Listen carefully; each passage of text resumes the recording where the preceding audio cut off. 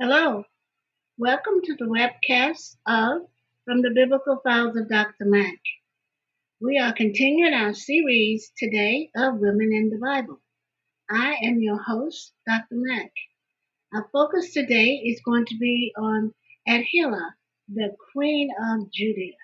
So we're going to take a critical look at the story of the regent, um, who was really the only queen who ever reigned there. Um, according to the biblical text. We will step outside for extra biblical background material if needed. Our biblical source today will be primarily Second Kings, and I'll give you specific verses and Second Chronicles. And it explores the significance and the importance of how the biblical writers have presented her. Now, Second King becomes a parallel account in Second Chronicles of this contemporary procedural drama, for it contains murder, intrigue, harem politics, religious upheaval, a coup, and a counter coup. Her story provides insights on the turbulent political climate of the 9th century BC. However, the purpose of the biblical writers is not to show Attila as the epitome of evil or that all women in power are evil. Our sources today, as said previously, 2 Kings 11th chapter, 2 Chronicles 10th chapter, verses 10 through 23, and then verse 21. Who's the author of Second King? Many Jewish and Christian traditions hold that Jeremiah wrote First and Second King. However, the authorship is not explicitly stated within the book. Although the books of First and Second King are two separate books in our Bibles, they were originally one, telling a unified story. In the previous book of Samuel, David had unified the tribes of Israel into a single kingdom. God promised that from David's line would come a Messianic king who would establish God's kingdom over the nations and fulfill the promises made to Abraham. The books of Kings tells the story of the long line of kings that came after David, but none of them lived up to the promise. In fact, they run the nation of Israel right into the ground. Now, what is the context of the Second King? The events described in Second King take place during the time of the divided kingdom, Israel and Judah, especially in Judah's capital city of Jerusalem, and up until the Babylonian exile, which began in 587 or 586 BCE. Well, what's the structure of the book? Well, First King covers chapters 1 through 11, and it's about Solomon's rise and fall. Chapters 12 through 16 detail the fracture of Israel's northern and southern kingdom. First Kings 17 through Second Kings 17 follows Elijah and Elisha. And Second Kings 18 through 25 describes Israel's final kings and the Babylonian exile. Let's take a specific look at Second Kings 18 through 25. The final movement of the books of Kings tells the story of the lone southern kingdom of Judea. Here we meet some pretty heroic kings like Hezekiah, who trusts God when the armies of the Assyrian countries come knocking on Jerusalem's door, or Josiah, who discovers a lost scroll of the Torah in the walls of the temple. But alas, Judah is too far gone. The king is between Hezekiah and Josiah, named Manasseh, and he is the worst of the kings by far. He not only introduced the worship of the idol statue into the Jerusalem temple, but he also institutes child sacrifice. God sends prophets to say that the time has come. Israel has reached the point of no return. Well, the final paragraph jumps 40 years ahead into the Babylonian exile. We find here an odd short story about Jehoiakim, a descendant of David, who would have been king of Jerusalem for the rest of his life had he not been taken into captivity. It's not much more than a story that offers a glimmer of hope that God has not abandoned his promise to David, and that hope will be explored further in the wisdom and the prophetic books of the Bible. Well, why is Second Kings so important? Well, basically, what it does, it introduces us to Elijah and Eliza, and we talk about miracles that happen. We talk about the fact that the prophet Elijah left the earth without dying. And no other man had done that other than Enoch back in Genesis 5, verses 21-24. The waters of the Jordan River rolled back twice. Um, these and other miracle events testify of God's continuing work among the people. The time period covered by this book saw the emergence of the first writing prophets in Israel.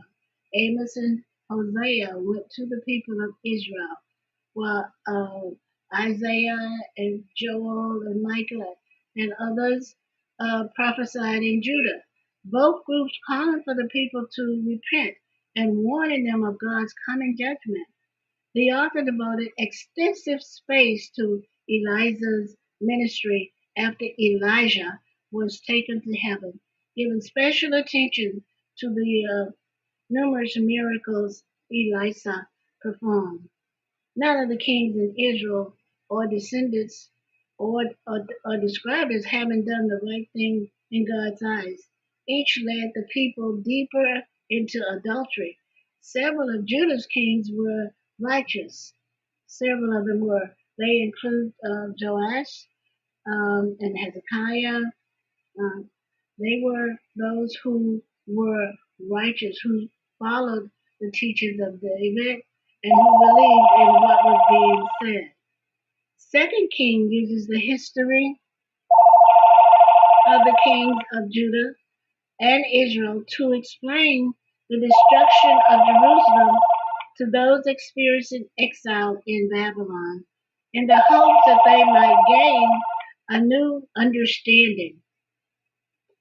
It is the story of a monocracy's failure and deserved judgment, but it is also a story of God's unrelenting commitment to his people through divine words of hope, judgment, summons, and warnings as God seeks to maintain God's covenant promises with the people. We too need to hear that um, as the patient and merciful God awaits our response and instills in us prayers for repentance and salvation. So where do we find this book? Well, Second Kings is the 12th book in the Old Testament, immediately after First King and before First Chronicles. And we've just discussed what it was all about. But in addition to that, it allows us to look through some theological lens and to refresh some things from the book of Deuteronomy according to what was to be done, what would be successful, and what would be considered a failure. And we can get a chance to take a look at our failure. We have an issue here where such matters as worship outside the central sanctuary, adultery, and other covenant violations are brought about, which added to the destruction of Israel at the hands of the Assyrians and the Babylonians.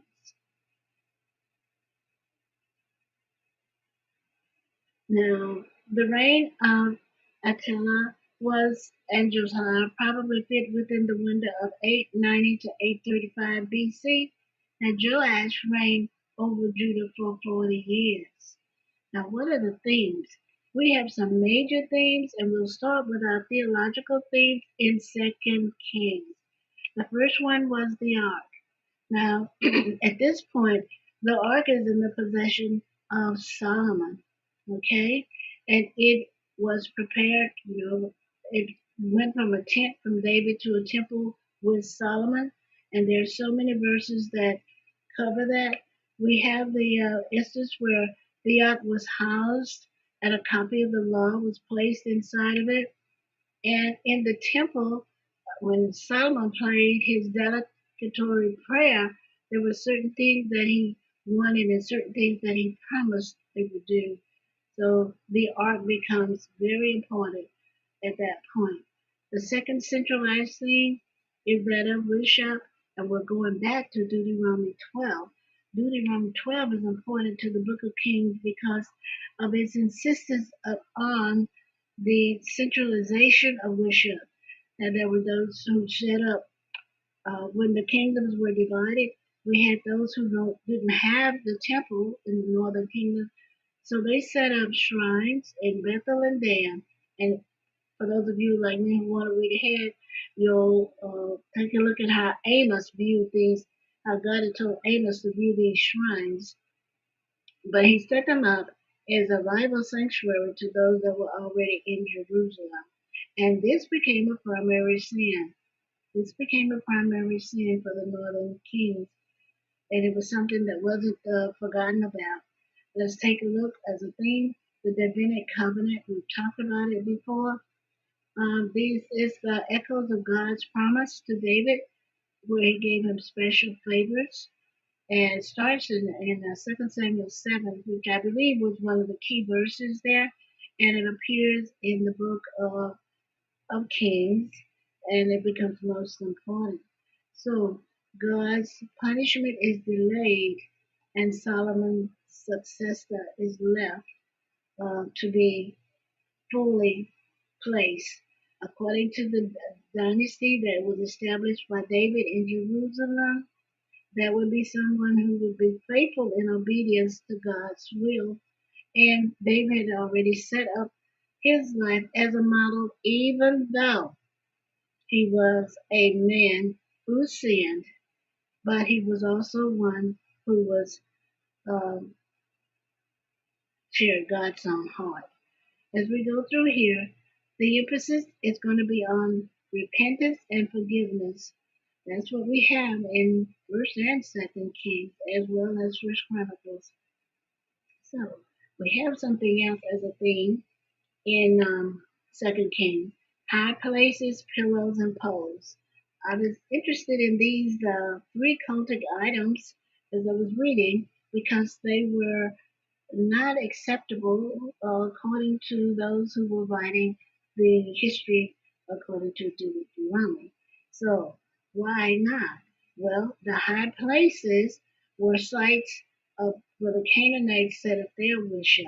You remember, they always used the high places. The pillars were standing stones, possibly phallic, that symbolized Baal and Canaanite, Baal, who was the god of the Canaanite fertility cult. Now, the sacred poles were trees that represented the goddess Asherah.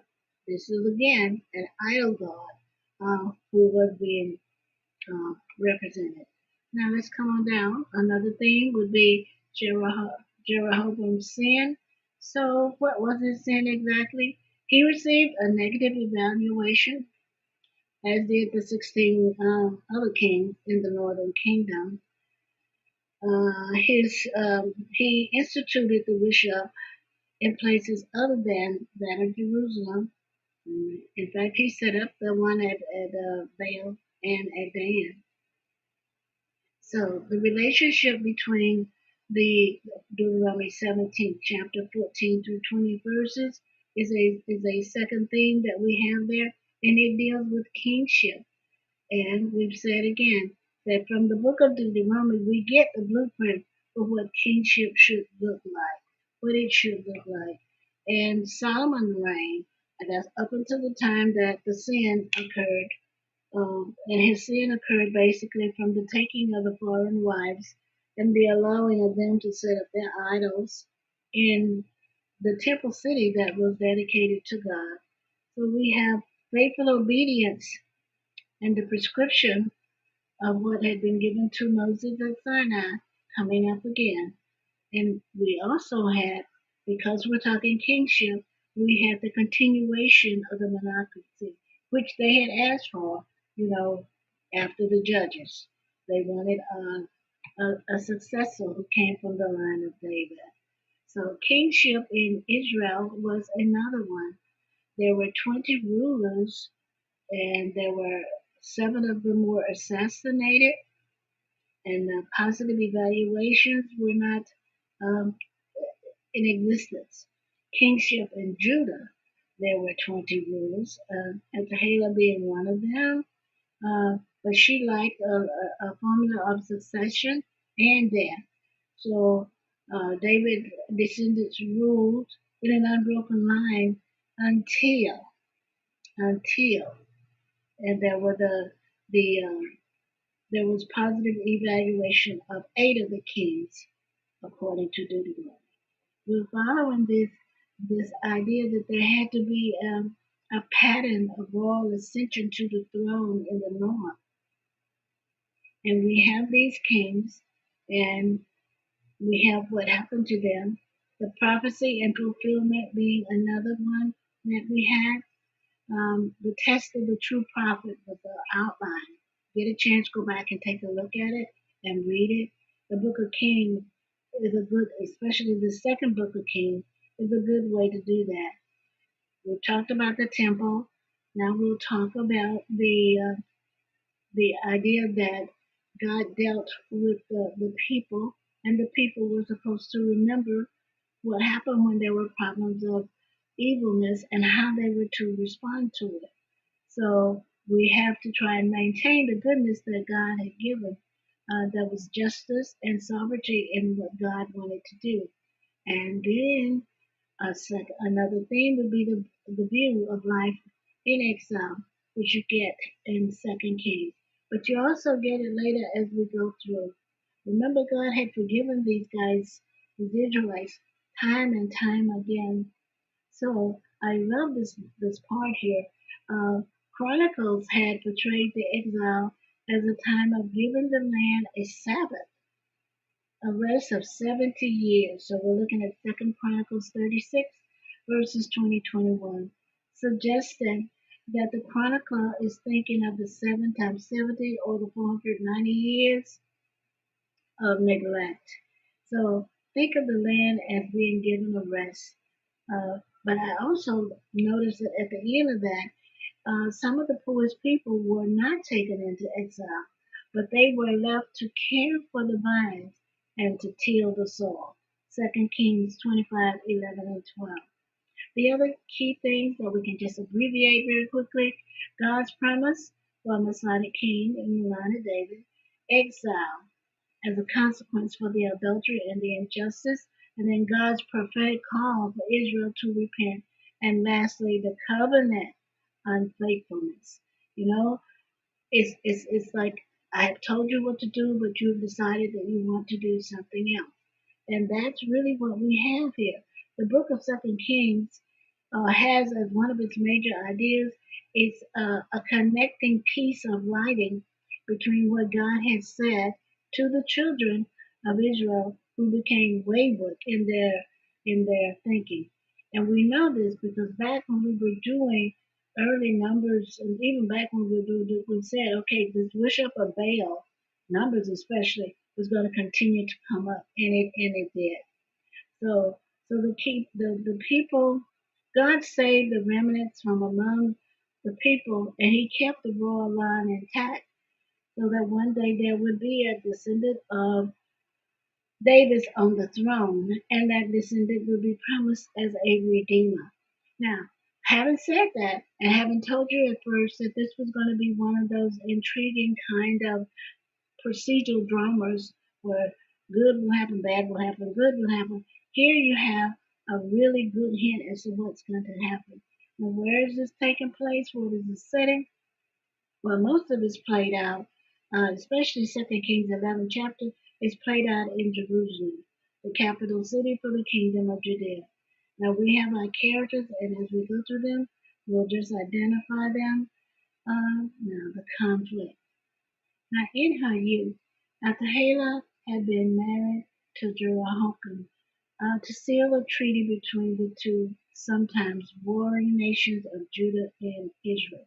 So what we have here is a diplomatic marriage, a marriage of political convenience.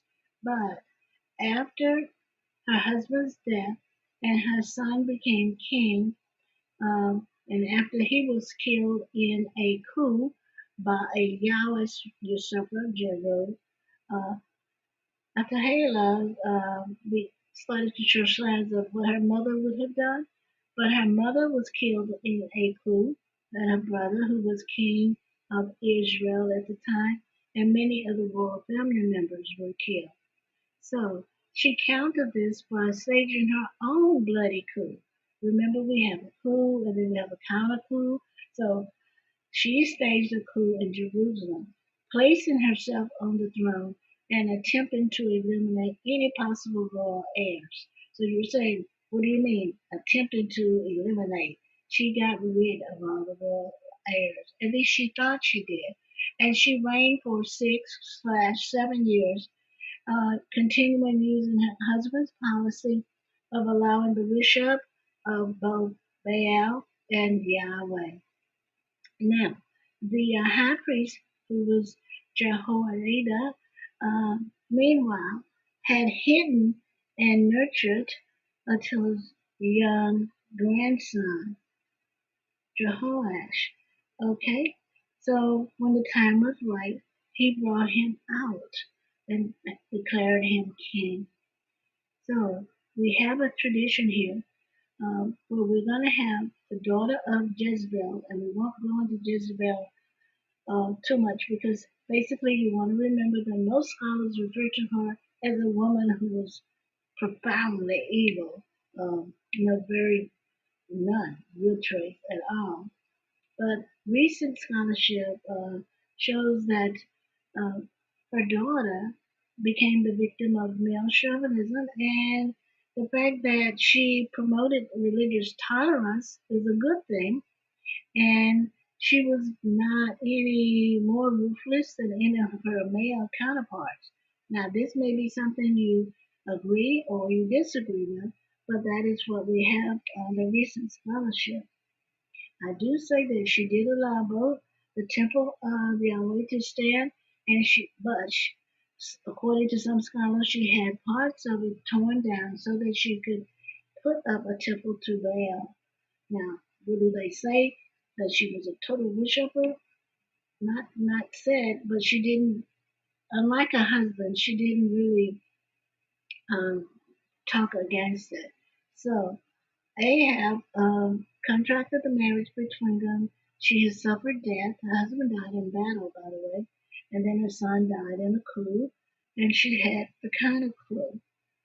So we're going down, and we're finding out that the Book of Kings criticizes his marriage to the daughter of Ahab, and it indicates the control that he lost control of the Edomites, and the Chronicles indicate that other allies left him because of this marriage. Now, in terms of religious policy, her husband did evil in the eyes of the Lord. That's 2 Kings 8, chapter 18 verse, uh, with reference to his tolerance of Baal worship. Again, you're not saying it's wrong, but you're not doing anything about it either. So he was in part influenced, according to scholars and documentarians, he was influenced by his wife. So we have the idea that there was a split in the religious policy at the time that she ruled as king. Now, she avoided capture, when Jehu went in to do, take care of, get rid of everyone. She avoided capture. But again, let's not forget that God has a plan. But all of her children were slain. So he had He had formed the military alliances against Israel, and he had been able to defeat them and hold on to what he had. And we hear the prophets throughout the reading of this. Now, when she became queen, she did not have the formal letter of ascension or death. She did not have a date of ascension or any of that. But we do know that when she became queen, she followed examples, but she had been quite intuitive. She had learned from her husband, and she was an isolationist, and that becomes an issue later because there are some things that she should have known that she did not know. And there's this idea that there was this long range plan being done right under her nose and she didn't know it.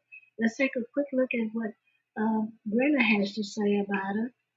That she's viewed negatively in the scripture, which I agree, and her actions are described as wicked, and her ability to harness power is not mentioned, but had to be there in order for her to stay in place for 6 years. Josephus has some words about her in Antiquities. He is ambivalent towards her. He does not want to call her totally evil, but he does not call her good either.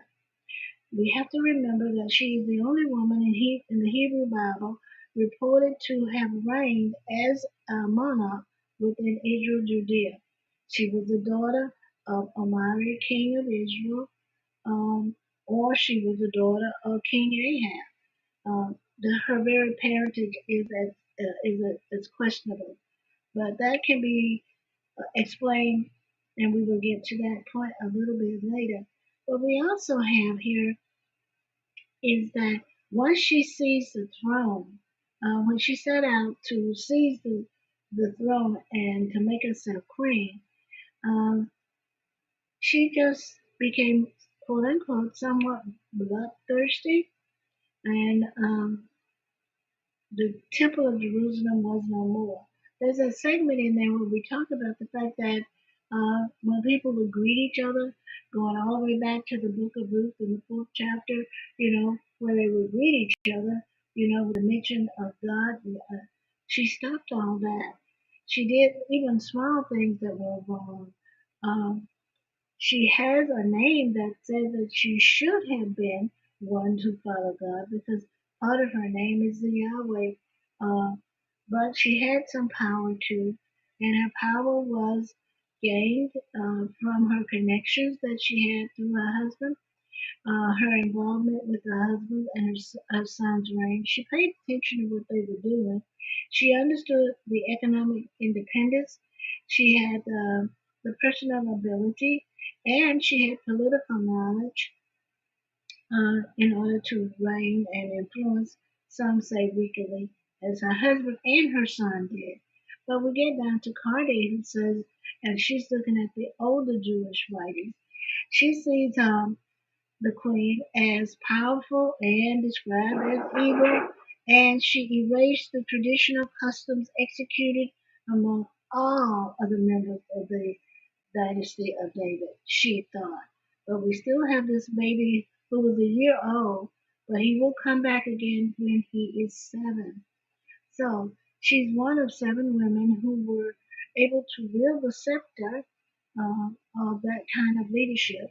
First being Jezebel, and then we have Athaliah, and then we have Samarius. Remember, Samarius was the wife of Nimrod and Vashti, and we haven't talked about her yet. Okay, so she was wicked according to Corday, and she wielded great influence over the temple and the spiritual state of the people. Now, something we'll talk about a little bit later is the ambivalence of the people, that waiting to see who would win, the priest of Yahweh or the priest of Baal. Again, we have this contrast going on. Things were so bad that the golden nails were removed from the temple doors of Jerusalem. We're talking about the temple that Solomon promises that would get finished and would get done. So the name of the Holy One The Lord be with you. That was a blessing we were talking about earlier, the customary blessing going back to Luke 4th chapter, 4th, 5th verse. Um, she almost totally eliminated that part of custom, part of the David dynasty. And that goes, we're talking about that blessing that Naomi gave. Blessed be the Lord who has not withheld a redeemer from me today. So she no longer wanted to hear that, although she allowed the temple to stand. She no longer wanted to hear it.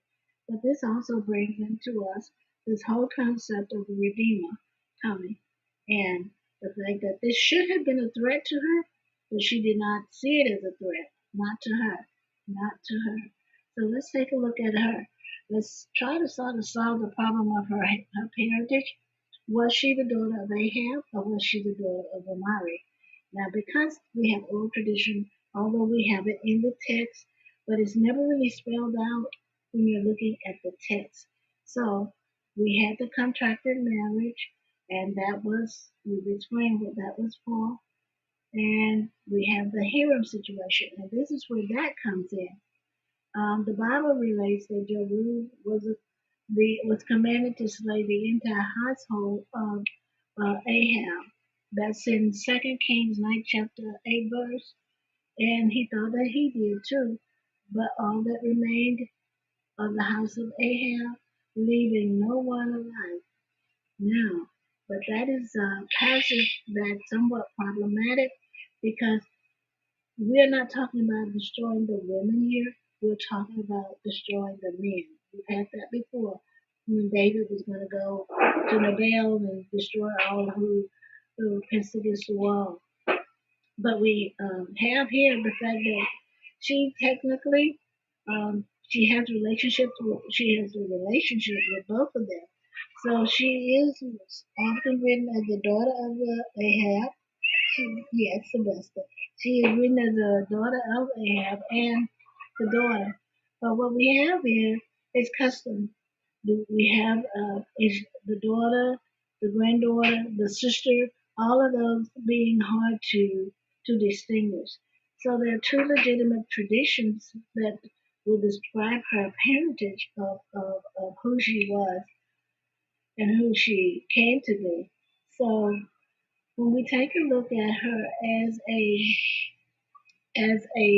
she's a descendant is the best way to say it.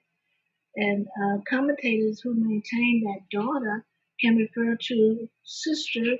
Therefore, they assert that Attila was really the daughter of Omari and is sometimes called the daughter of Ahab because she was his sister. She was in the household of Ahab, but her mother is reported to have been someone who was not, well, she was definitely not Jezebel. She was one of the women of the harem, which would make her his daughter. But his concern is that he had 70 children, and they are referred to as 70 sons. That's where we get all confused. Was she a treacherous queen? Or was she a righteous queen? And so far, all the scholars have said, hey, she was a treacherous queen. She was evil. She did evil. Obviously, her actions as a character, not too good. Not too good. But what do we get from her story? Well, we have the parallel accounts, and that makes it important too. We have a narrator and we have a chronicler who are telling the same story. In fact, the chronicler in Second Chronicles, you have more details than you do in Second Kings. But we have the parallel accounts that were contemporary in their timing and everything that included the murder, the intrigue, the harem politics, the religious upheaval, the coup, and the counter coup. So her story provides insights into the turbulent political climate of the ninth century. Its purpose was so that those who were in Babylon exile, when they came out, and they did come out eventually, they would know what happened and how they got there. And we had those who needed to present that this woman in leadership was an evil woman who did not do things that were right. They were not feeling They were not fulfilling. Uh, they were those that were born of those who were evil and who strove to be more important than they should have been. I do not agree with those who say that she was revolting or horrific, but she did do some horrible things in the name of the royal family, in the name of being the queen. Her story allows us to take a look at the historical content in Second Chronicles from a theological point of view, and it explains for those who are just reading scripture, even the old scripture, how the royal Judean court came across like a contemporary procedural drama. Much of what is happening is interesting. There were steamy affairs that were going on, and we had a woman whose history will be recalled as one who presented quite a variety of things that were not right. So whether she is the epitome of evil or that all women in power are evil, that is left to debate. So what we have her as an illegitimate successor to the throne of a young boy who later takes over at the age of 7. Takes over at the age of 7. Now, the murder that occurs here is an arbitrary situation, and it is based on blood. It is based on a thirst for power. It is a lawless situation in a political climate um, where what needs to be done will be done as long as I can remain in power. And I think back to Judges 21:25, when Israel had no king and everyone did as he saw fit. Pretty much the phrase works well for the situation that is happening now, happening in this ninth century situation. So the violent deaths served as punishment according to the rabbis, for David having kept himself in safety while his army fought against Absalom. Now we're again going back and trying to put blame or trying to explain what happens. She had an elaborate plan, but her plan failed. An elaborate plan, but it failed. So 6 years later, Jehoiada orchestrated an elaborate coup involving the Karnites, the priests, the Levites, the palace guard, and the army. Everything was kept secret. Over 100 men were involved. It's impossible for me to understand that 100 people could keep this kind of secret, even from one who was an isolationist. Jezebel ruled by having spies. She knew what was going on at all times. Here we have her daughter, is to say, one who was isolated. She didn't know, she didn't communicate, she just did as ruled by herself. She was the ruler alone. So we have the situation. It took the priest, his uncle, 6 years to put the coup together, the counter coup together. She is sitting on the throne. She's doing the things that she feels are right. But when she hears the cheering in the temple, um, she runs out. There's no mention that her guards were with her, but she understood the situation the moment she walked in. So she tore the shoulder of her robe. The shouts of joy and jubilation are going up, and she says 2 words. She always says 2 words in both of these chapters, and both words are found in 2 Kings, the 11th chapter, 14th verse, and in 2 Chronicles, 23rd chapter, 13th verse. And the 2 words, treason, treason. Now, take this. She's yelling treason, and she's the one who's had everyone. Her husband had the 6 brothers killed. She had her grandchildren killed, thinking that everyone is out of the way. So she's yelling treason. Come on now. But here is the kind of coup that had taken 7 years in the making. She had followed. She as a follower of Baal, she's slain outside the temple to save it from being defiled. Now, the priest again establishes 2 covenants. The first covenant that he establishes, that's after she's dead, is between the Lord, the king, and the people. And the second covenant that he establishes is between the king and the people. The people then rampage. They realize what's going on. They sought to tear down the temple of Baal, and they killed the high priest of Baal, whose name was Mattan, Mattan, in front of the altar there. We get that in Second Chronicles 23:17, and again in Second Kings 11 and 18 and 13, well, 11 and 18. So this is the marked contrast to what the other texts and some of the others are saying, because we use the literary tool of opposites. You know, these include good and evil. They're placed in the polar opposites: murder and salvation, death and life, injustice and justice. And in the end of this particular chapter, Joash lives and reigns, and Athaliah king turns from her and is torn from her just as she tears her own garments. So we have what? The beginning of this story in murder, and her career as reigning monarch ends in the same, with murder. We talked about the two as opposites. The other tool that's used to make this procedural drama from ancient Egypt realistic is that of language. Okay, during her reign, um, God had made sure that the people remained faithful, and that He kept His promise that there would always be someone from a male descendant, and this is important, a male descendant upon the throne, and that's in 2 Samuel 7 1 through 17, and in this 1 Kings 8 and 20, and 1 Chronicles 17 1 through 15. But here we have Athaliah's story, and it immediately says that, hey, she's female and she's sitting on the throne and she's violating God's promise.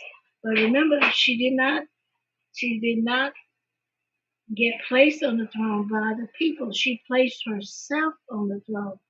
Whether you'll agree with those scholars who say that it was self-preservation, it was the best way for her to keep herself alive, or whether you say, okay, here she is, carpe diem, seize the day, take advantage of what's at hand now. She took advantage and she went with it.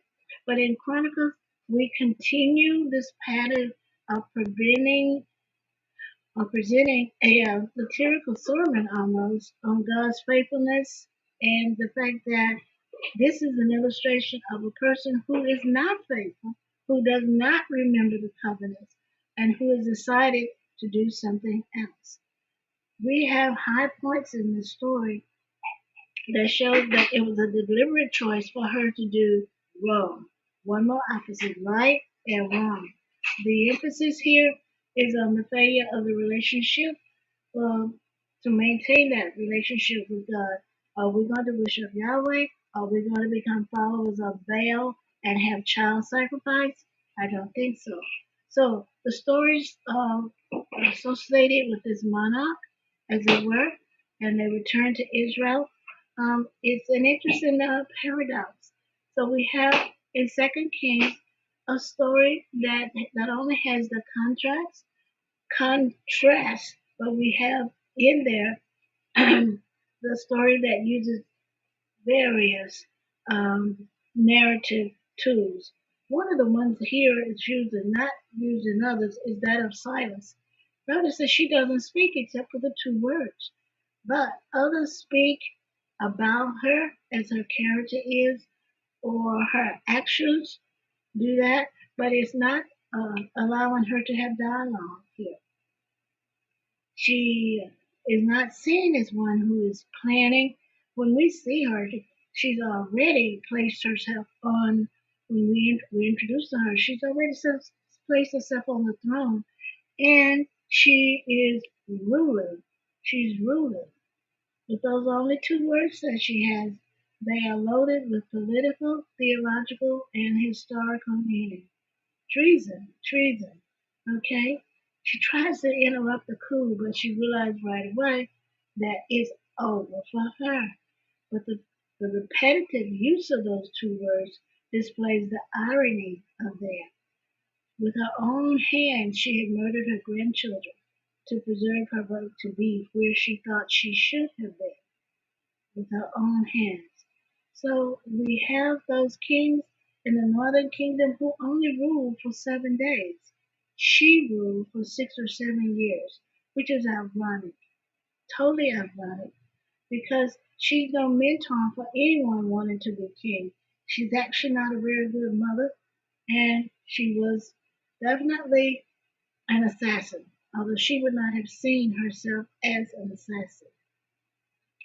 Talked a few minutes ago about this formula of ascension. Um, it was used basically to reinforce the legitimacy of the monarch. There was none of that. She was placed on the throne because of a series of deaths. And again, she placed herself. There was no temple priest or anything. Notice her age is not given. We do have, archaeologically speaking, when she may have been born based on the research done on Jezebel. The length of her reign, 6 or 7 years. Um, the narrative does not comment on whether she focused on doing good and evil, and most of the readers have said, okay, evil, based on what she's doing. And there's no way we can say that it's a legitimate placement, and there's a lack of respect shown by the narrators regarding her tenure. We talked about the use of the offices. We talked about the use of silence. We can talk absolutely about the absolutes of right and wrong. Uh, we know we're looking at the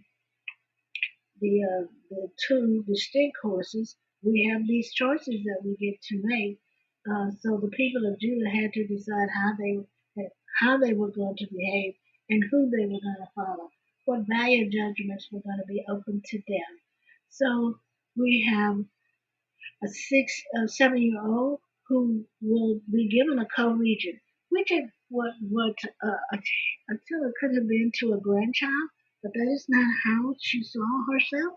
Uh, it's just one of those situations where it's sort of like Proverbs, where we have this small story among all these other stories, but it becomes something that it has no gray areas. It is either white, black, or white, right or wrong. So we have a monarch versus a dictatorship. We have the house of David against the house of Omari. We have an justifiable ruler against one who feels she's legitimate. We have truth against deception. We have uh, a passive situation against an active situation. We have the agrarian countryside against the city of Jerusalem. And we have life versus death. We have swift justice against outright murder. So we have all these polar opposites, and they're used to a very effective situation. Now, during her reign, what do we know?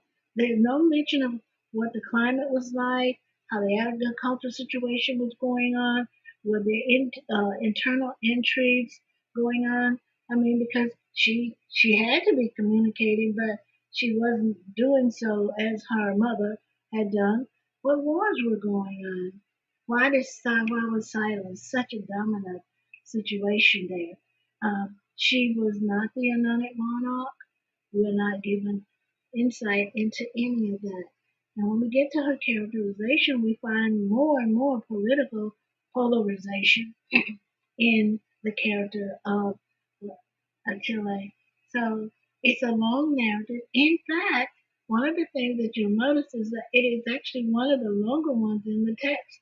Now, who was she? She was a daughter. She was a wife. She was a mother. She was a dowager queen. And then she became the queen.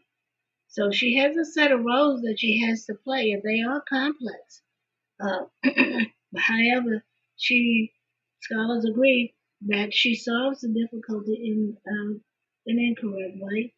Um, daughter of Ahab, no, daughter in the house of Ahab, sister in the house of Ahab, daughter of the of Amari. We have all of these situations that we have to deal with as we take a look at her. There were some political payoffs of the broken marriage between Israel and Judea, the couple representing Israel and Judea. We have the tribe of Benjamin, um, the areas of Benjamin in exchange for Judea's taking back a backseat in the political arena, is because it was stronger. Uh, there was a trade-off. There always is a trade-off. We can prove that she was a political figure. Whether we want to classify her as evil, a different kind of situation. You have to admit that it took years for her to build that stable, quiet alliance that she had, and she was meticulous in her planning. But Joadiah was even more meticulous in order to pull off the coup that he planned for 7 years. So, what kinds of lessons can we learn? First one, everyone's not meant to be a leader. Everyone is not meant to be a leader. No, everyone is not meant to be a leader. But we have to humble ourselves and pray and seek the Lord. We must do those things. We have to have faith in God and be helped and have faith in the prophets that He sends so that we can be successful. We have to learn and be the kind of person where there will be tears shed and there will be lamenting upon our death, as there were none upon the death of Athaliah. We have to be consistent in the picture that we give and in the behaviors that we show and the punishment that we sanction as we overlay what we consider crimes and sins. Was she a good queen or was she a bad queen? I think the best would be, was she a good queen mother? But she in fact didn't know whether or not she was a queen mother. So the argument as to whether she was good or bad is really left to the reader. But I will say that the purpose of her reign for 7 years is that the people of Judah needed to see that when you put an evil queen on a throne and one who murders a royal family seizes power and makes herself queen, you're going to have um, a legacy that is not good. But when the coup was over, the last coup, the people of Judah accepted Joash as their true king, and Athaliah was dethroned and executed. She was killed at the horse gate. She was run through with a sword. She was not. She was left unburied, as was her mother. But the fact that she did rule, that she withstood those who were against her, except when she no longer listened and understood that they were planning to overthrow her. She did not do that, therefore she was caught off guard. Treason, treason. Treason had been committed 7 years before and was just being retaliated against. One of the other things that we want to remember, because of who she is, because of her lineage, and because of her reign, and because of her historical personage, whether you believe it or not, she is a historical person. Her story has become part of the art world, the music world, the theatrical world. Um, it's something. Um, she is always depicted as the evil queen, or those who have traits like her are depicted as those who are evil.